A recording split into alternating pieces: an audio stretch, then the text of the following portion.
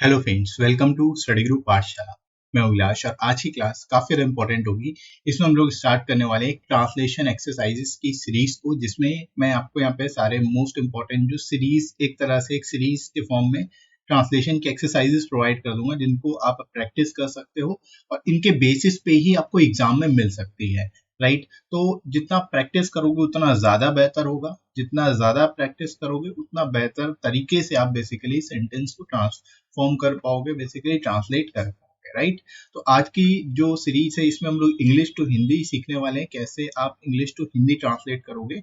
और साथ ही साथ आप इसकी कंप्लीट प्लेलिस्ट को जोड़ देख लीजिएगा, डिस्क्रिप्शन आपको लिंक मिलेगा, उसमें आपको सारे इंपॉर्टेंट ऐसे, लेटर और ट्रांसलेशन की एक्सरसाइजेस मिल जाएंगे, जिनको आप प्रिपेयर कर सकते हो।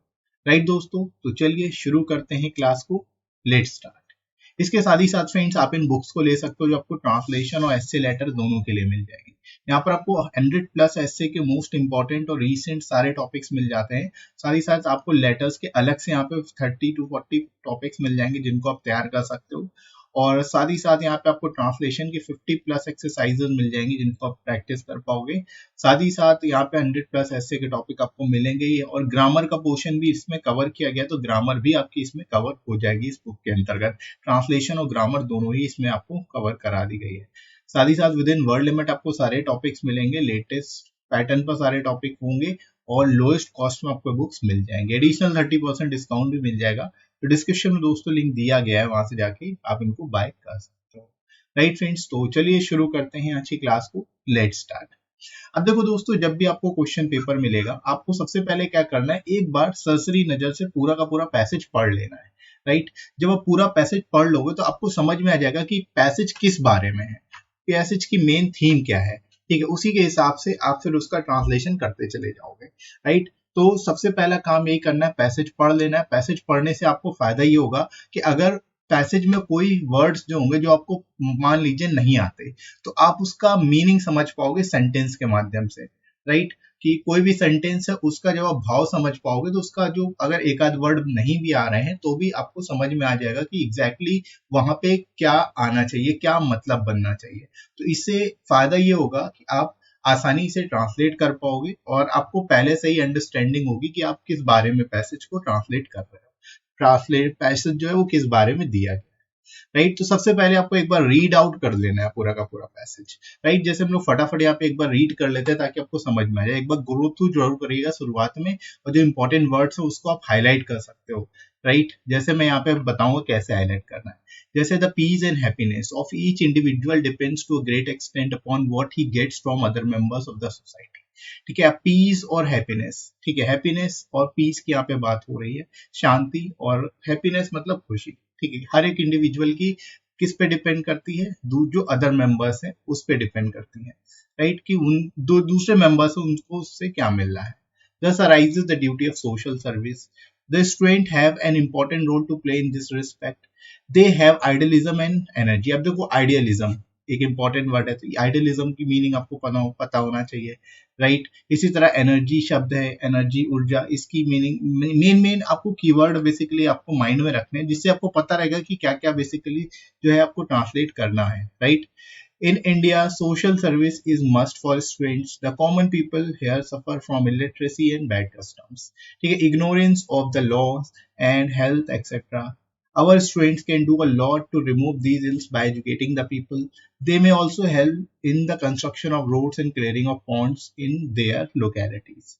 In case of floods and other calamities, they should volunteer for relief work. All these activities properly directed will not only benefit the people, they will also do a great deal of good to the student themselves. They will develop their spirit of service and power of organization, widen their sympathy, and thus enable them to become a wealthy member of society. ठीक है, अभी आपने passage एक बार पढ़ लिया पूरा। ठीक है, अभी आपको ट्रांसलेशन नहीं करना, अभी बस आपको पैसेज एक बार पढ़ना है। ठीक है, जब आप एक बार रीड आउट कर लोगे तो आपको पता चल जाएगा कि वो किस बारे में है पैसेज।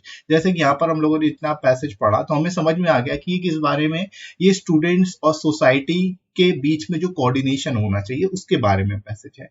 ठीक है, अब आपको पता चल गया पैसेज के इस बारे में। अब आप इसका ट्रांसलेशन शुरू करोगे।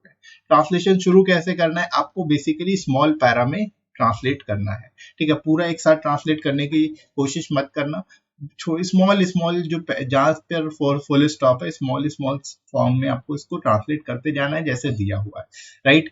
जैसे हम लोग देख लेते हैं इसको ट्रांसलेट करना कैसे है। जैसे जो पहला सेंटेंस है, the peace and happiness of each individual depends to a great extent upon what he gets from other members of the society. ठीक है। अब पीस का मतलब आपको पता है शांति होता है, हैप्पीनेस का मतलब प्रसन्नता होता है, ये मेन दो कीवर्ड्स हैं। ठीक है। अब ईच इंडिविजुअल से यहाँ पे स्टार्टिंग करेंगे, जो हमारा सब्जेक्ट है, सब्जेक्ट यहाँ पे ईच इंडिविजुअल बन गया एक तरह से। ठीक है। तो यहाँ पे इसकी बेसिकली जो आप सेंटेंस फॉर्मेशन करोगे तो किस तरह से बनेगा कि प्रत्येक व्यक्ति की शांति और प्रसन्नता अधिकतर इस बात पर निर्भर करती है कि उसे समाज के अन्य सदस्यों से क्या मिलता है। ठीक है। What he gets from other members of society, उससे अदर जो दूसरे लोग हैं, दूसरे जो सदस्य हैं, उनसे क्या मिल रहा है। दस arises the duty of social service, इस प्रकार, दस का मतलब क्या है, इस प्रकार, right. Arises the duty of social service यानी इस प्रकार समाज सेवा का कर्तव्य बनता है या कर्तव्य उभर के आता है, ऐसे भी आप लिख सकते हो, राइट। तो ये यहाँ पर इस तरह से आपने इस पैसेज को, स्मॉल पैसेज को ट्रांसलेट किया। इसी तरह से छोटे छोटे पैसेजेस को आपको ट्रांसलेट करते जाना है, राइट। सेकेंड, आगे बढ़ते हैं। The students have an important role to play in this respect. अब स्टूडेंट्स का मतलब छात्र जो है, उनकी एक इंपॉर्टेंट रोल है, मतलब उनकी एक महत्वपूर्ण भूमिका है, राइट। इन दिस रिस्पेक्ट मतलब इस संबंध में, तो इसको पूरा कैसे लिखेंगे कि इस संबंध में छात्रों की महत्वपूर्ण भूमिका है, राइट। ये आप यहाँ पे सेंटेंस कर लो, और ये चीज आपको प्रैक्टिस से आएगी। जितना ज्यादा प्रैक्टिस करोगे ना, आपको खुद ही सेंटेंस फॉर्मेशन आपके अपने आप बनने लगेंगे, फॉर्मेशन अपने आप होने लगेगा, राइट। तो सारी चीजें प्रैक्टिस पे डिपेंड है, ज्यादा से ज्यादा प्रैक्टिस करिए ताकि आपका बेसिकली बेसिक जो नॉलेज है ग्रामर का वो भी क्लियर हो जाए। ट्रांसलेशन से रिलेटेड जो डाउट्स होते हैं कि कहाँ से स्टार्टिंग करनी है, कहाँ पे एंड करना है, इसको भी आपका क्लियर हो जाएगा जो आप रेगुलरली ट्रांसलेट करोगे पैसेजेस, राइट। अब देखो, they have idealism and energy. Idealism का मतलब आदर्शवाद होता है और एनर्जी का मतलब ऊर्जा। तो उनमें क्या होती है, उनके पास आइडियलिज्म यानी आदर्शवाद और ऊर्जा है। तो यहाँ पे कैसे इसको लिखोगे, उनके पास आदर्शवाद और ऊर्जा है, ठीक है। In India social service is a must for students. ठीक है। अब स्टूडेंट्स के लिए सोशल सर्विस मस्ट है, मतलब अनिवार्य है, राइट। तो भारत में छात्रों के लिए समाज सेवा अनिवार्य है, right. The common people here suffer from illiteracy, bad customs, ignorance of laws of health et cetera. अब देखो यहाँ पे जिस तरह से ये कॉमा लगा हुआ है ना, उसी तरह से आपको हिंदी में भी कॉमा वगैरह लगाना है, स्किप नहीं करना है। जिस तरह से सेंटेंस का फॉर्मेशन इंग्लिश में होगा उसी तरह से आपको सेम टू सेम हिंदी में भी करना होगा, राइट। ये चीज ध्यान रखिएगा। एक चीज ये भी ध्यान रखिएगा कि अगर सेंटेंस आपको एक्टिव वॉइस में दिया है तो एक्टिव वॉइस में ही आपको सेंटेंस का फॉर्मेशन करना है हिंदी में भी, ठीक है। मतलब जो आप ट्रांसलेट करोगे तो उसी तरह से होना चाहिए। लेकिन अगर आपको इंग्लिश में दिया, मतलब अगर पैसिव वॉइस में दिया है सेंटेंस, तो आपको पैसिव में ही उसका हिंदी ट्रांसलेशन भी करना पड़ेगा, राइट। इस चीज का भी ध्यान रखें। तो the common people here suffer from illiteracy, bad customs, ignorance of laws of health etcetera.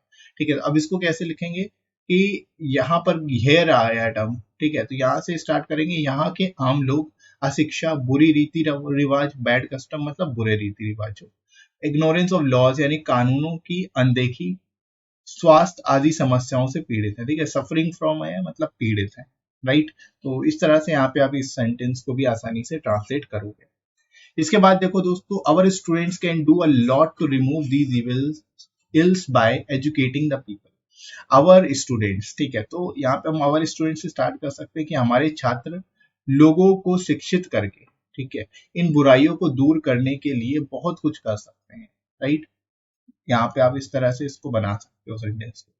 They may also help in the construction of roads and cleaning of ponds in their localities, ठीक है। अब वे अपने क्षेत्र में, वो क्या कर सकते हैं, अपने क्षेत्र में सड़कों के निर्माण और तालाबों के निर्माण में भी मदद कर सकते हैं, हेल्प कर सकते हैं, कंस्ट्रक्शन ऑफ रोड और क्लियरिंग ऑफ पॉन्ड्स, ठीक है। तो यहाँ पे इस तरह से जो है आप इसका सेंटेंस का को ट्रांसलेट कर सकते हो इजिली, राइट फ्रेंड्स। आगे बढ़ते हैं। In cases of floods and such other calamities they have volunteer for relief work, right. अब in case of floods and other calamities, तो कैलामिटीज का मतलब क्या है, आपदाएं, ठीक है। तो बाढ़ और ऐसी अन्य आपदाओं के मामले में, राइट, उन्हें राहत कार्य के लिए स्वयं सेवक होना चाहिए, यानी स्वयं सेवक बन जाना चाहिए, right. All these activities properly directed will not only benefit the people they will also do a great deal of good to the students themselves, right? अब देखो all these activities मतलब ये सभी गतिविधियों प्रॉपरली डायरेक्टेड यानी को सही ढंग से करने से मतलब इनको प्रॉपरली अगर डायरेक्ट किया जाता है will not only benefit the people, इससे ना केवल, ठीक है, इनसे ना केवल लोगों को लाभ होगा बल्कि वे स्वयं छात्रों का भी भला करेंगे, मतलब छात्रों का भी इससे भला होगा, राइट? तो इस तरह से यहाँ पे आप सेंटेंस के अकॉर्डिंग ही जैसा आपको इंग्लिश में सेंटेंस दिया वैसा ही आपको ट्रांसलेशन सेम टू सेम करना है, राइट? इस चीज का ध्यान रखिए। आगे बढ़ते हैं। They will develop their spirit of service and power of organisation, widen their sympathy and thus enable them to become worthy members of the society। ठीक है, अब देखो यहाँ पे इंपॉर्टेंट वर्ड्स क्या क्या, spirit of service. Spirit of service का मतलब सेवा की भावना होता है, ठीक है, और पावर ऑफ ऑर्गेनाइजेशन है संगठन की शक्ति, ऑर्गेनाइजेशन मतलब संगठन, तो संगठन की शक्ति, पावर ऑफ ऑर्गेनाइजेशन संगठन की शक्ति। अब इसको सेंटेंस कैसे बनाएंगे कि उनमें दे will develop their spirit of service, यानी उनमें सेवा की भावना और संगठन की शक्ति का विकास होगा। डेवलप करे होगा मतलब विकास होगा, विल लगा यानी फ्यूचर में बनेगा सेंटेंस, राइट? तो उनमें सेवा की भावना और शक्ति का विकास होगा, right? Widen their sympathy, sympathy मतलब होता है सहानुभूति, तो वाइडन देयर सिंपैथी मतलब उनकी सहानुभूति भी बढ़ेगी, राइट? एंड दस इनेबल देम टू बिकम वर्दी मेंबर्स ऑफ द सोसाइटी।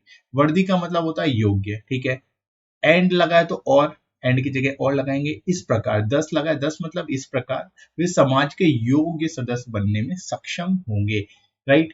तो इस तरह से आप इस पैसेज को ट्रांसलेट कर सकते हो सेंटेंस टू सेंटेंस, और सेंटेंस टू सेंटेंस ट्रांसलेट करिए, कॉमा जहां लगा उनको फॉलो करते जाइए, ऑटोमेटिकली आपके सेंटेंस क्लियर होते जाएंगे और बनते जाएंगे।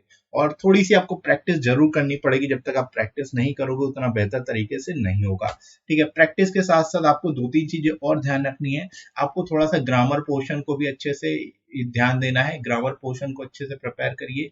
इसके साथ ही साथ वोकैब को भी थोड़ा सा अच्छे से प्रिपेयर करना है, क्योंकि जब आपको वोकैबलरी अच्छी नहीं होगी तो आप सेंटेंस फॉर्मेशन भी नहीं कर पाओगे, ट्रांसलेट भी नहीं कर पाओगे, राइट? तो ग्रामर आपकी अच्छी होनी चाहिए, वोकैबलरी भी आपकी अच्छी होनी चाहिए, और जितना ज्यादा प्रैक्टिस करोगे, थर्ड इंपॉर्टेंट चीज है प्रैक्टिस, ठीक है? जितना ज्यादा प्रैक्टिस करते हो उतना ज्यादा आप बेहतर कर पाते हो। तो ये 3 चीजें मेन है जो आपको फॉलो करते जाना है। ग्रामर को थोड़ा सा गो थ्रू करते जाइए, ब्रश अप करते जाइए अपनी नॉलेज को, वोकैब डेली बेसिस पे थोड़ा थोड़ा प्रिपेयर करते जाइए, एकदम से नहीं हो पाएगा, लेकिन थोड़ा थोड़ा वोकैब के अंतर्गत आपका सारी चीजें आ जाती है, चाहे वो इडियम फ्रेजेस हो, चाहे आपका वन वर्ड सब्स्टिट्यूशन हो, चाहे आपके अलग अलग तरह के जो एंटोनिम सिनोनिम्स हो, उनको भी आप इसी में कवर कर सकते हो।